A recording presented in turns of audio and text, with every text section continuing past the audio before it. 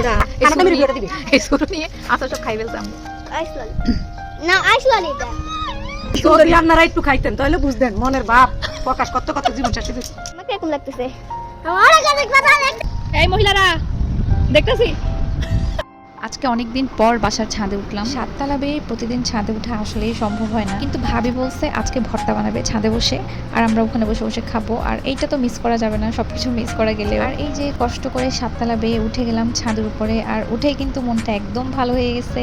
এত সুন্দর ভিউ, উপর থেকে দেখতে এত সুন্দর লাগতেছিল আকাশটা। 7 তলার যে আন্টি আছে উনি ছাদের উপরে অনেক ধরনের গাছ লাগাইছে, দেখতে কিন্তু খুব ভালো লাগতেছিল। আমরা তো আমাদের কাজে ব্যস্ত, আর এদিকে বাচ্চারা খুব সুন্দর করে খেলতেছিল। ছাদে বসে ভর্তা বানাতে বানাতে আগের কথা মনে পড়ে গেল, কত মজার ছিল আমাদের আগের দিনগুলো। এখন তো আমার কাছে সবকিছু যান্ত্রিক যান্ত্রিক মনে হয় যেন ব্যাটারি চালিত সবকিছু। আফসোস শুধু এটার জন্য, আমরা যে সুন্দর দিনগুলো পার করে আসছি আমাদের বাচ্চারা এগুলো আর পাবে না। তবে আমি আমার বাচ্চাদেরকে খুব একটা স্ক্রিন টাইম দিই না, এটা থেকে আমি ওদেরকে দূরে রাখার চেষ্টা করি। আমি সময় পাইলেই হচ্ছে বাচ্চাদেরকে নিয়ে বের হয়ে যাই বাসার পাশেই ঘুরতে।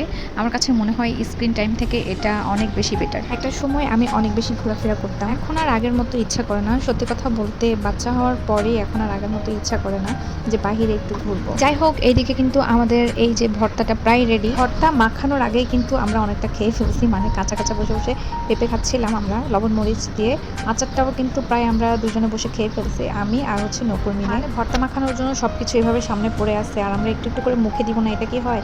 এই লোকটাকে সামলানো যায় বলেন? এই যে দেখেন এখানে আকাশের ভিউটা কত সুন্দর লাগতেছিল, এত সৌন্দর্য আর হচ্ছে ভর্তার লোক, সবকিছু মিলাই আমার কিন্তু ছাদ থেকে আসতেই মন চাচ্ছিল না। মাঝে মাঝে ইচ্ছা করে সব কাজ টাজ একদম এক পাশে ফেলে রেখে ফ্রেন্ড সার্কেলদেরকে নিয়ে হচ্ছে একটু আড্ডা দিয়ে ঘোরাফেরা করি, কিন্তু বাস্তবতার কাছে আমাদের এই কল্পনা যে একদমই হেরে যায়। সংসার আর বাচ্চা কাচ্চা সামলাইতে সামলাইতে এগুলোর জন্য আর সময় খুঁজে পাওয়া যায় না। ইভেন একবার তো আমার এমনও হয়েছে, আমি আমার ছোট মেয়েটা হওয়ার পর 3 দিন পর মাথা আশ্রাইছি।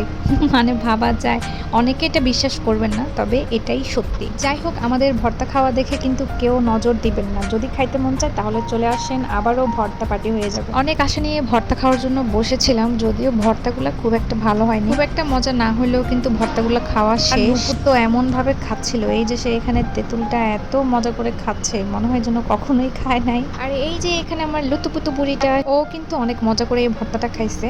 আমার মেয়ে কিন্তু ঝাল এবং টক দুইটাই পছন্দ করে। আইস ললি আইস ললি এটা আইস ললি এটা ধরো, মানে এটা খা এটা খা এটা খা জাল লাগতো নাও। তো ভালো লাগতো জাল কম নাই ডাল বুঝছো তোমার বানাইছে হইছে, ভর্তা বানাইছে এই সুন্দর। যদি আপনারা একটু খাইতেন তাহলে বুঝতেন মনের ভাব প্রকাশ করতে করতে জীবন শেষ হয়ে গেছে। এততে নকুল কেমন হয়েছে বল?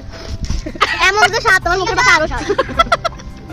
সত্যি কথা বলতে স্বাদ হয় না, কিন্তু ছাদের ওয়েদারে খেতে ভালো লাগতে যাওয়া যাবে। খাওয়া দাওয়া শেষ, তারপরে পাতা ছিঁড়ে প্রতিযোগিতা।